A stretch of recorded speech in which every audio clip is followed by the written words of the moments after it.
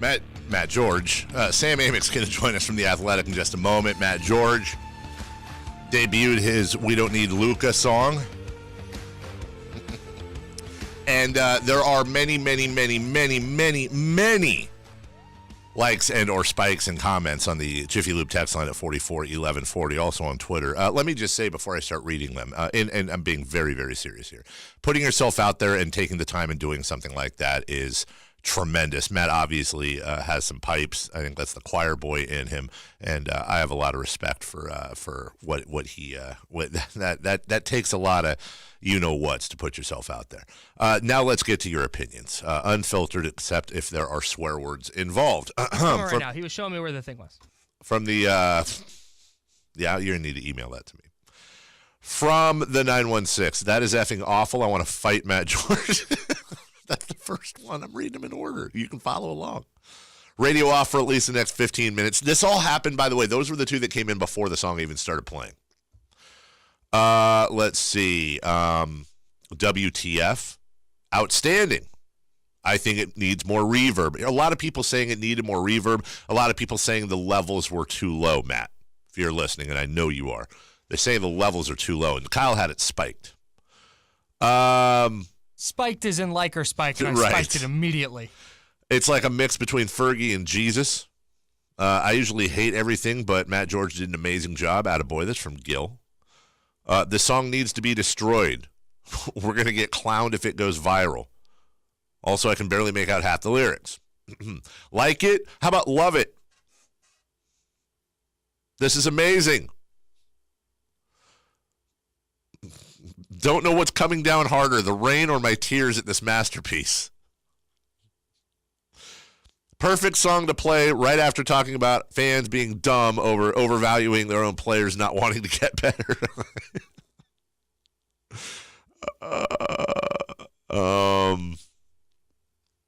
Let's see. Okay, so me and Matt George got into a Twitter beef. I know I could be a D-bag and whatnot, but this was awesome. It was amazing. Nice song, Matt. He did an amazing job. Are you guys playing Frankie Valli this morning? What is this? Now this is where, like, I think the third and fourth verse started to hit. What is this? The extended version? Great song. Just pronounce the names right, and I'd like it. Spike it. This song sounds super professional. Too long. 3 hours later. Make it stop. Please don't upload this anywhere. Yeah. The song is so long. Buddy is 27 now. I enjoyed that's that really one. good. That was. I think my one criticism of the song is length. Yeah, it was definitely long. Yeah, the lyrics were fun. There were some really good lines in there. Just for it to be a radio thing and for it to go somewhere, it's got to be about half the. Yeah. Have you seen Bohemian Rhapsody when they say that Bohemian Rhapsody is too long? Yeah. It's like that, only this isn't as good as Bohemian Rhapsody. Well, Melanie says that wasn't the worst. So hey, that wasn't the worst is my goal in life. Good job, Matt. Love it. Like it. Spike. I love Matt, but that song needs to be deleted. That was a radio cop-out just so Dave could take a break. Check the tape, man. I was here the whole time. Like it. Forever Purple. Spike the blank out of that. Coach Ronnie Cobb loves it. People want us to get Sam Amick's take. Nope. Matt George might be the hardest working cat at KHTK. Dude needs a raise in his own show. His podcasts are top-notch, too. One of the most passionate fans. Sincerely, Matt George. Grant must have a version of that song. Matt's song is the audio version of Adam Gase's Eyes. Dave, please don't go all PC on us. I listen because you're honest and shoot straight. That was crap. It wasn't crap. It was too long. It was uncomfortable to listen to with Matt. I respect the effort, though. Takes guts. Joining us right now. Joining us right now. From The Athletic, the one, the only. As one of our texters said earlier this week, Kings hater Sam Amick. Good morning, Sam. How are you? Wow, man, coming in like that, huh? We talked about it. There was somebody who their take was, let me remember it correctly. Their take was, go ahead, Kyle, please. Sam Amick only talks about the Kings when it's bad stuff. But then they went on to say, if Sam wanted to, he could filter out all the negative and just write positive stuff. You must hate the Kings. And then we had to lie to us, Sam. We had to do a whole thing reminding them about maybe the most viewed national article this year on the Kings, or local article, was the whole thing about Kangs versus Kings, which is very positive. We had to remind them that, Sam, it's not your job to filter out the negative. It's your job to report news. And we certainly hope you continue to do that. I don't want to, share too much, but I'm in my house right now. I have Kings banners on the wall. I have pom-poms on the stairwell. I actually have a life-size lion mascot that I pull out, costume for Halloween. That's what's coming up this year. Are you wearing your Peja or Vlade jersey today, Sam? Hey, true story. Because you guys, Dave and I talk about this stuff off the air a lot. Like the interesting, as media folks, the interesting experience of always juggling like your objective media member side and then your like father, regular person side. So, for the people who think I'm a Kings hater, it's a life update. The 9-year-old in the Amick household wants a De'Aaron Fox jersey. This is new because, as you know, David, it had become a Steph Curry household for a while. Yeah, and let's be really fair, because this was off-air conversation. I would never bring it on the air unless Sam did, but I believe when you and I talked about this, I'm not saying that I questioned you as a parent. I'm just saying that we were very concerned about this because kids are very impressionable, Sam, and kids don't. You don't want your kids to grow up to be bandwagoners, Sam, is the whole point. I think you've done a very good job at that. I'm not sure if I have, though. If the narrative is they were Steph Curry people, but now they want a okay, that's true. Damn it, Sam. Well, what I'm wondering, and the thing I'm most concerned about, Sam, is will you be disowning your son because he wants a jersey of a player on a team that you hate? That's a great point. Clearly. Right. Clearly. Yeah, I told him, hell no, and be quiet and sit down. That is true parenting right there. Very good. Sam, I do actually want to talk some NBA with you, non-Kings NBA, but you wrote the article, I believe it was Monday on The Athletic, and by the way, and we'll do this at the end of the interview as we always do, please do go to theathletic.com. There's their free trials. It's so cheap. I love when Sam posts. Sam, is it? I don't even want to say that on the air because I don't want to give people ideas. Let me just say I'm very protective, and you know this, of your writing and of The Athletic and of any even the B, any place that has good journalism, and that when people say, "Oh, I'm not paying for it," we've had this conversation before. I want to make sure people understand what the drill is, and you've got all kinds of stuff up there always. You know how that drill goes. I do. Get it. The salesman in me always drops the line about it is actually roughly the cost of a cup of coffee. Yes. To join our little shop, and you've been very supportive, as I certainly appreciate. Objectively, it is funny because as a sports fan and reader, the longer I read our coverage, it's crazy how the brain adjusts to the absence of advertising and no clunky videos jumping out and screaming at you. Right. Like, even if I didn't work there, what's crazy is I find myself getting increasingly irritated by the reading experience everywhere else. So that's my little pitch. We're having a good time, and it's going well. But, $3-4 a month, you can get on board. Well, and for that, you get to read all kinds of stuff, for example, on all sports. But Sam, earlier this week, kind of followed up. Sam's been on this story more than anybody, starting with all the Brandon Williams stuff, the Discord there, and then this week the conference call in which Vlade called together. This according to Sam's article, and not that you need me to say it. Sam, I always feel weird saying this. Not that Sam needs me to say it, but not only according to Sam's article, but this I can confirm every bit of whatever he put in there when you're talking about the owners, the minority owners on the call when the call happened. And it was, long and short of it, Vlade saying, hey, listen, everybody enjoy the ride. Leave me alone.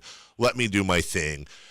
Sam, did you? I said yesterday that I felt like that wasn't just a message at the minority owners, and I am also protective of them that they were getting singled out. But this is also perhaps a message that he has sent or was sending to majority ownership, to the Viveks and the Rajas and the Jacobs brothers and Mark Matt, whomever it may be.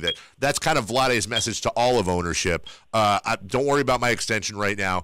Don't worry about coach's extension. Enjoy the ride, and let's talk this summer. Am I off there?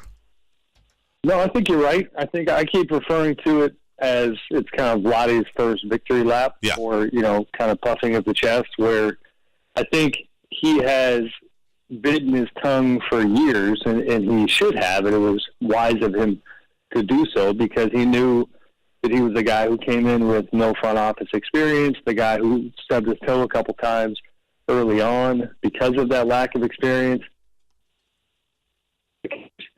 You don't have the clout or the leverage to push back in the way that he did in this conference call. But when your team has a winning record in mid-January, and when you are arguably, maybe the number one surprise team in the entire NBA, then timing is everything. And that's a great time to say, hey, guess what? I kind of know what I'm doing. And it's a little similar to that interview that Vlade and I had a couple of weeks back, and it was admittedly one of my favorite little actual in-person moments of the season, when I see him in the hallway after, I forget which game, but they get another W, and I see Vlade.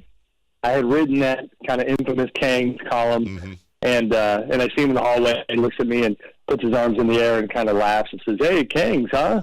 Right. And then we do this interview where he said, well, I guess maybe I knew what I was doing a little bit. And so, that's where Vlade is at right now. And I think the stuff you referenced that he's trying to push back against is a lot of different opinions about, why is Dave Yeager not getting extended right now? Vlade, what's going to happen with your contract? You have a year left. The assistant coach situation, the Brandon Williams situation, I think there's just too many opinions coming Vlade's way, and he doesn't necessarily want all of them. No, I agree with you, and I'll ask you this as a follow-up then. What I do worry about is I think Vlade's earned the trust. I think he's earned an extension.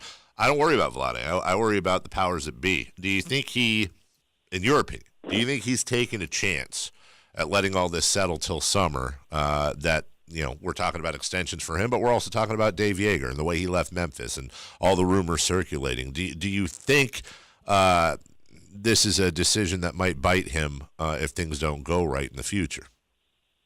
Yeah, there's a chance. But I don't know what, if we play the hypothetical, if you put yourself in the Vivek's shoes, I don't know how to get past the one obstacle of, because Vlade doesn't have a contract beyond next season, what's the preferred sequence of events if the outcome is that Vlade and Yeager stick around for the long term? Fire Brandon Williams, extend Vlade Divac, extend the coaches. Sure, yeah. I don't know exactly why they're not going down that road. With Brandon certainly has supporters still within the organization, and I think there's probably, and this extends from beyond Brandon to Ken Canella too. I think there's a sense that yes, things are going really well right now. Let's not pretend. Cause within the last couple of months, at least for me, there had been a kind of refreshing candor when it comes to the Kings and the Vlade discussion. And by that, I mean, because there was some success, they were finally willing to basically admit that, listen, this was not the plan. As far as Vlade came in as an advisor, Pete D'Alessandro got threatened, Pete ran for Denver, now Vlade's in a position that he's not ready for. Sure. And so there had been candor about the fact that, yes, nobody's trying to run from the fact that he made mistakes. So with that backdrop, I just kind of wonder what the perspective is on, Brandon and those types of people are there to make sure Vlade doesn't make those kinds of mistakes again. Not to say that he needs to get babysat or anything, but it's a team effort. Multiple, you have some guys are stronger on the cap, some guys are stronger on the CBA. Vlade's got a good eye for talent and the chemistry aspect of things. So, that's the other part of the equation. You would weaken the front office, I think, from a purely kind of static perspective. Does that make sense? Yes.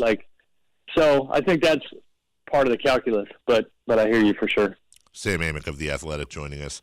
Surprised to hear Kyrie Irving called LeBron James and apologized?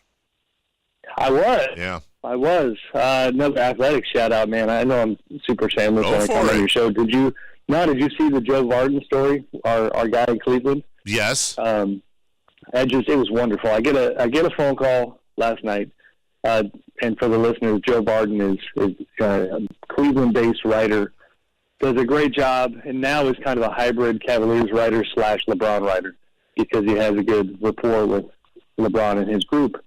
So this thing comes out about Kyrie, and this is what I love about our place is the storytelling aspect. We work pretty hard to find behind-the-scenes tales that aren't otherwise being told. And Joe finds out that when Kyrie called LeBron, well, guess who he just happened to be sitting at dinner with? The one and only Kevin Love. The other member of the Cavs trio that got busted up because Kyrie didn't want to be there anymore. They were sitting at a pizzeria in L.A., I forget which part, and it was LeBron, Kevin Love, Lynn Merritt, the head of Nike basketball, another Nike bigwig, Ted Kirby, and Rich Paul, I think, was there too, LeBron's agent. And LeBron holds his phone up to Kevin, and I think he missed the call at first. And he essentially was like, hey, look who called. And then they end up connecting and having this heart-to-heart. But it's crazy. I think Kyrie's intent in sharing that story was as simple as, I'm going to play the card of older, wiser, being humble about my past guy. But it has sparked already a discussion about what it all means. Is Kyrie kind of now looking at the exits in Boston? Who the heck knows? Will he maybe come join LeBron again? Oof. I think it's one of those things that we're going to be talking about for a while. Last thing for you then, Sam, and I'll kind of piggyback on the Joe Varden report. A lot of things have been said about LeBron and his attitude over the years, and Kyrie.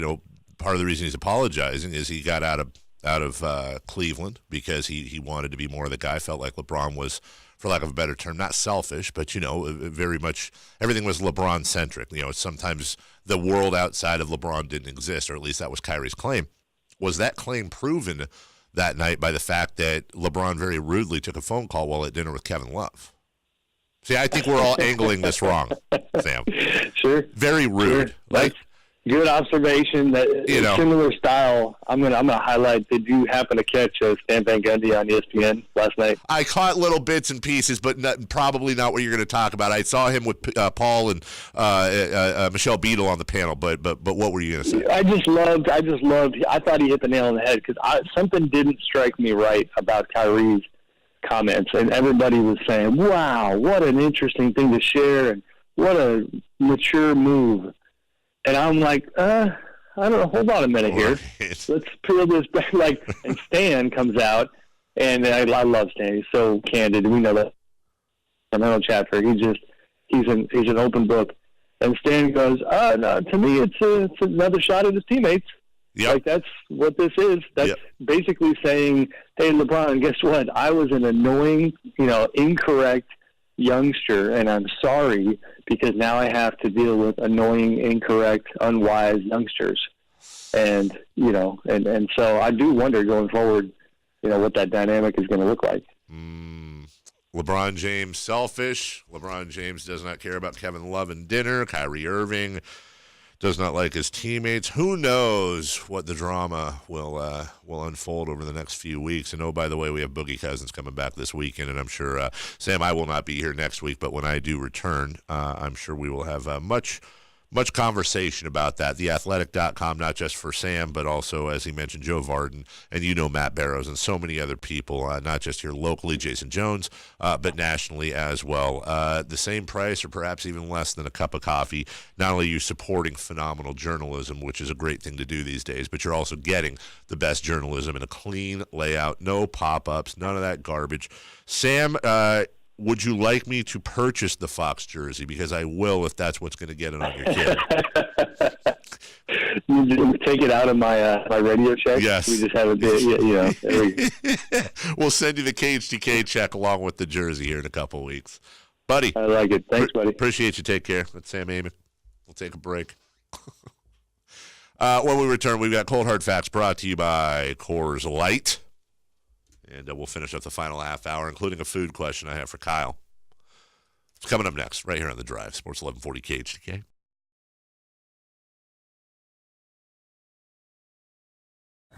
Hey, this is Kyle Madsen with your top stories on Sports 1140. It's time to plan your football playoff party treats. Start at your local Sprouts Farmers Market and Sprouts.com. The Golden State Warriors beat the New Orleans Pelicans last night, 147-140 behind 41 points and 9 3-pointers from Stephen Curry. But Anthony Davis on the other side had a huge game, 30 points, 18 rebounds, 7 assists, and 3 blocks. Speaking of huge games, James Harden had 58 points last night.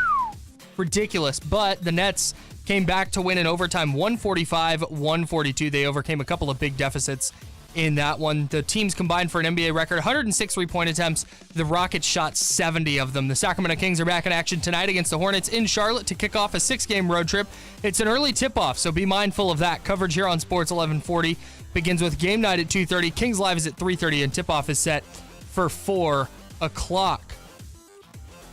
It's 8:34. Time now for the International Sportsman's Expo, Thursday through Sunday at Cal Expo. Get tickets at sportsexpos.com.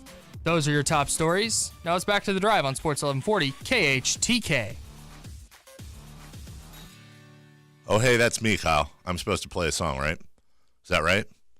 Yeah. No? It's the end of the show. No? It's 8:34. But it's the start of your workday. It's 8:34, Kyle. Pour a cold one. Oh, yeah, it's 8:34. Here we go. So I'm supposed to play a song here. Right? Yep. I'm going to play a song here. Okay. Oh, what is this ask? My bad. The drive continues now. Try doing that stuff with Damien tomorrow. See what happens. I would not. Yeah. Do that to me. Won't do that to Damien. Damien and Jason Ross and the rest of the Lowdown crew, Cody and everybody else, the whole, all 50 of them will be in here. And, yeah, Jiffy Lube and the Sac Republic will be continuing their sponsorship and broadcasting of this show for the week that I am gone as well. I will be gone tomorrow and then all next week. Remember, Monday is a holiday, Dr. Martin Luther King Jr. Day. I'll be gone for that, and then I'll be back a week from this Monday. So please do enjoy professional, segmented, on-time, compelling radio for the next 5 days. It's going to be a lot of fun. We have one more pair of tickets to give away for professional bull riding at the Golden One Center on January 26th. By winning, you also qualified to be in the Shark Tank during part of the show. Get your tickets and more info at KHTK.com. Can I say something to you just because it's my way, and then can we move directly on from it without any conversation about it because I have a question for you? Yeah. It always happens this way. So I'm going on vacation next week. Something's going to happen next week, and I'm going to be going for it. And it's really upsetting to me. Yeah. All right, so I'm just saying. It always happens when I'm gone. Don't try to guess. I'm just saying. In a week and a half, we'll have this conversation. It's always when I'm gone. It's always when I'm gone. Oh, I see what you're saying. Okay. It's always when I'm gone. Something that was happening. Ah, good stuff. All good stuff. It's always when I'm gone. It's like Murphy's Law or whatever that is. I got to be gone. It's I don't think that's the correct application of Murphy's Law. Probably not. It's going to drive me crazy to be gone next week. And you'll know what I'm talking about when I'm talking about it. Kyle, question. Would you eat a spaghetti and meatball burrito? Would you try it? Yeah. Here's my issue, though. If it is literally somebody just makes spaghetti and meatballs, opens up a tortilla, throws the spaghetti and meatballs inside, wraps it up, I'm out on that because I don't think the texture of the noodles in that form would be very pleasing. So let me give you the layout. Warm tortilla. please. One of those like big, warm, like chain tortilla, huge ones for the burritos, right? You lay out like the sauce, the marinara sauce, tomato sauce, and you go like meatball. You stack meatballs, okay, and then you lay noodles next to the meatballs, mozzarella cheese melted on there with some Parmesan. Roll it up as a burrito. See, I think the way I don't think I could do that. I don't like the idea of the long noodles being in there. Yeah, bite them. Yeah. No, I understand what you're saying. Right. I think I would try it, although I'm imagining the flavor, and I don't think it would be very good. And I think you would have to maybe chop the noodles and kind of sprinkle them across the top to make them more of an accessory more than the star. Would it make a difference if it was like an oregano, like a Parmesan definitely. oregano you would tortilla? Have to have some kind of flavored tortilla. But the general, like the classic tortilla flavor, to me, does not mix with that spaghetti. I mean, pasta and tortilla is like pasta's just like a, they're they cousins. Definitely taste different. Oh no, they're related for sure, but I mean, that doesn't mean they're good together. That's like saying, here, put this flour tortilla between two pieces of white bread. Here, they're related. When somebody brings up a lasagna burrito, I feel the tortilla to me is secondary. It's a carrier. The tortilla is just the carrier. I totally understand. I think if you chopped up the noodles, I think that would be more appealing. Okay. All right. So you chop up you chop the noodles in thirds. It's less of like one big thing, right? And it's like, when you see the burrito filling, it looks like a mishmash of things. I would be down to try that for sure. I love the idea of the lasagna burrito. There was a place in Arizona in Gilbert. They were actually featured on Diners, Drive-Ins, and Dives. They did a baked ziti pizza, which is baked ziti on top of pizza. That sounds amazing. It was incredible. Yeah, sounds they amazing. Also did a chicken marsala pizza. From the 916, I think Kyle is a SpaghettiOs guy. When I was a baby, for sure. I can't stand SpaghettiOs. They're trash. They're horrible. I'm really like, I will fight SpaghettiOs. Don't put any of that in front of me. Mr. Spaghettio listening. Mr. Spaghettio is going to get in these hands because I will eat. By the way, title of the show today probably should be Mr. Spaghettio is getting these hands. It was going to be Don't Need Luca, but it's definitely that. And this is a guy that I enjoy the occasional Chef Boyardee product. Like I'll eat a can of their ravioli. That's fine. And get off me with, you should try real ravioli. No, I understand that Chef Boyardee ravioli in a can is not. Right. It's like saying, I'm going to eat Taco Bell. Dude, real Mexican food. Yeah, I know that. Like, thank you, Captain Quality Control. But you know what? Got him. Boom. But when I'm in a pinch and I'm feeling ravioli, hey, look. Can opener, 3 minutes in the microwave. Make sure you cover it with a paper towel. And boom. I got me some ravioli. Goes well with a nice glass of Bullet. A nice glass of $2 Chuck. Do you want my cold hard facts? I do, because Chef Boyardee is getting loose on the text line right now. Go ahead. Cold hard facts brought to you by Coors Light. Coors Light cold hard fact of the day. Where's Kyle? Here's Kyle Madsen. Oh, there he is. Thanks, guy. So I've got two. Oh, you have two? Okay. Yeah, I'm going to bring up the one. It's that time again. Okay, no, it's not. It's not that time again. None of this is going to fly when Damien's here, Kyle. I've got 19 minutes left in the show, and I'm getting distracted by people now laying odds on who would win in a fight, myself or Chef Boyardee. First off, Chef Boyardee's dead. Yeah, you would give the dead guy hands. Kyle, sure. True or false? Chef Boyardee was a real person. True. I say false. I've never thought of this. Can I say my facts real quick? Oh yeah. We brought this up Talk about earlier. your facts while I look this up. James Harden has scored 57 or more points in 2 consecutive games. 0 of his made shots in those 2 games were assisted. Brought that up earlier. That's insane. This one is equally, if not more, insane. With 58 points last night, James Harden is averaging 40 points per game for the last 20 games. Here are the records for most consecutive games averaging 40 points. James Harden with 20. Rick Barry, 22. Kobe Bryant, 23. Elgin Baylor, 33. Wilt Chamberlain, 515.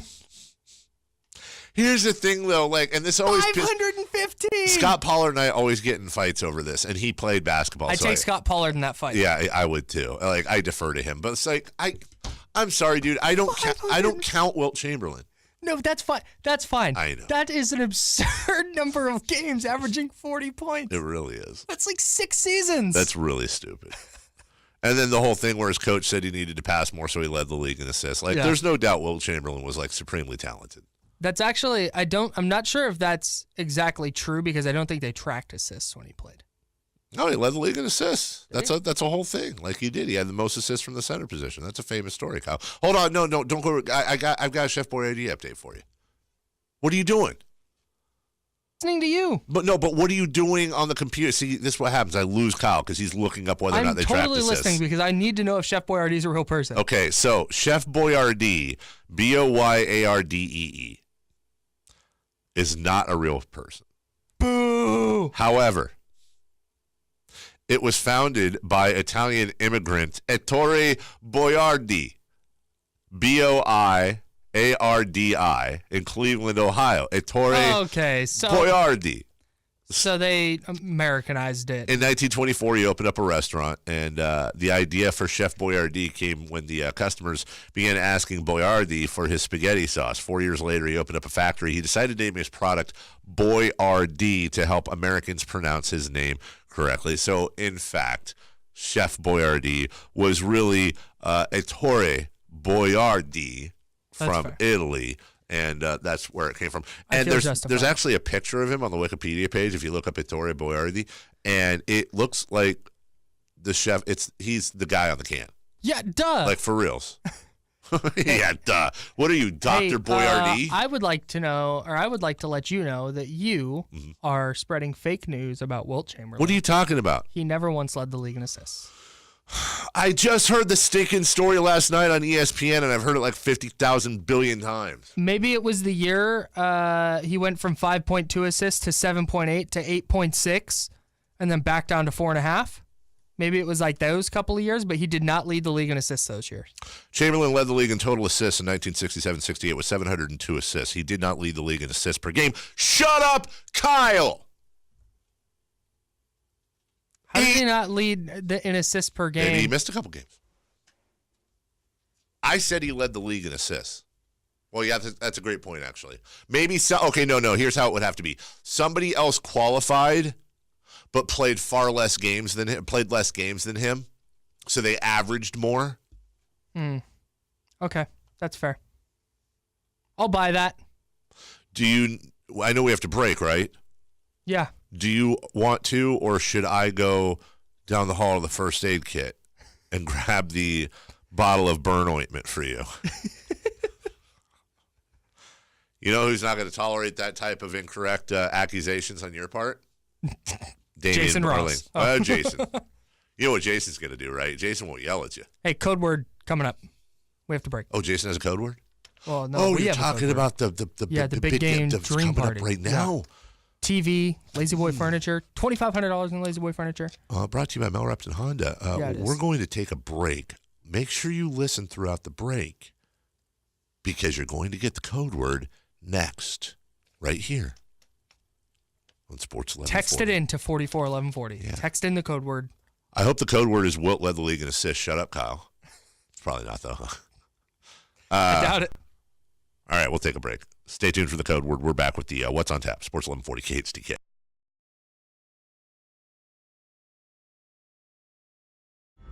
What's on Tap? Brought to you by Windbreakers. Windbreakers. Remember when Wind thought it was tough?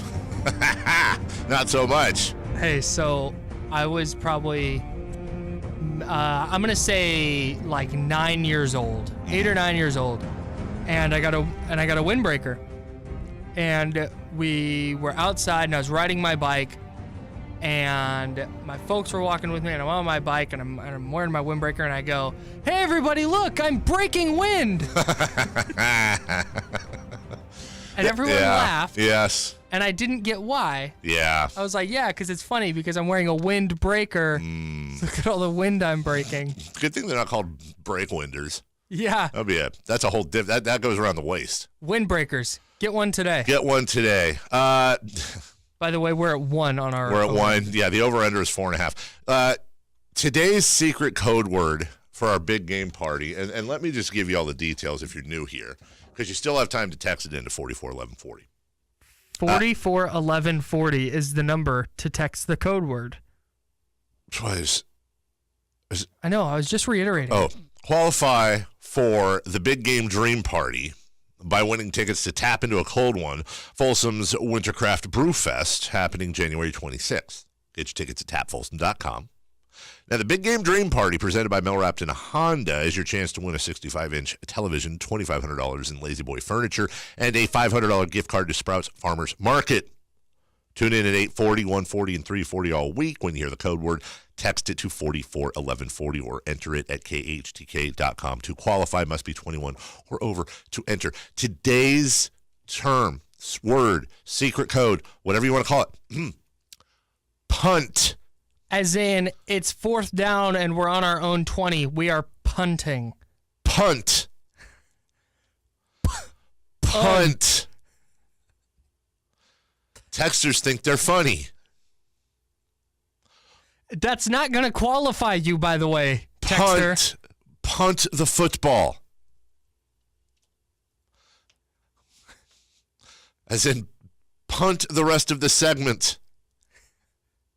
And I know what people are sitting in their car like, I'm going to text in bunt because it's a different sport. That's what we're talking about. The over-under we have is 4.5 on people that text in bunt. Punt. P as in pickle.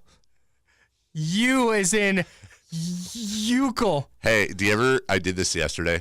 I live on a weird street. I obviously won't say what it is, but my street name is. Drop your address. I know, right? My street name is very weird. It's just people don't understand what it is, and I don't blame them. I don't even know how to look this up,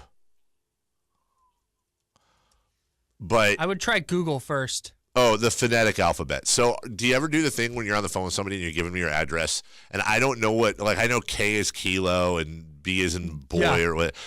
K is kilo, B is boy. Boy, actually B is in Bravo, sorry. So I'll be like, to spell punt, I'll be like, P is in pickle, I is in as in igloo, N is in Nancy, T is in Tiger Woods.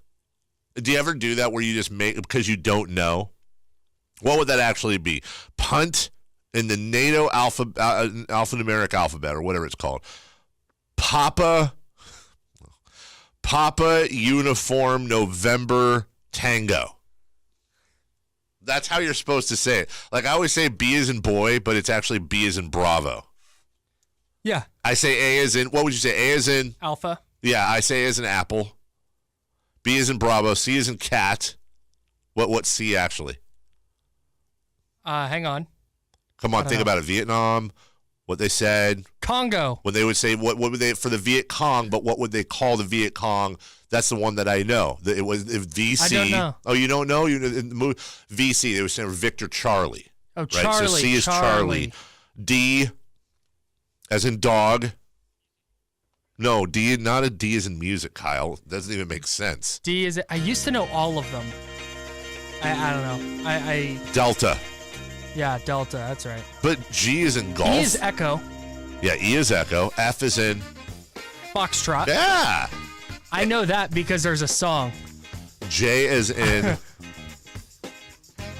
J is in not Romeo. I don't know. We gotta go. Juliet. All right.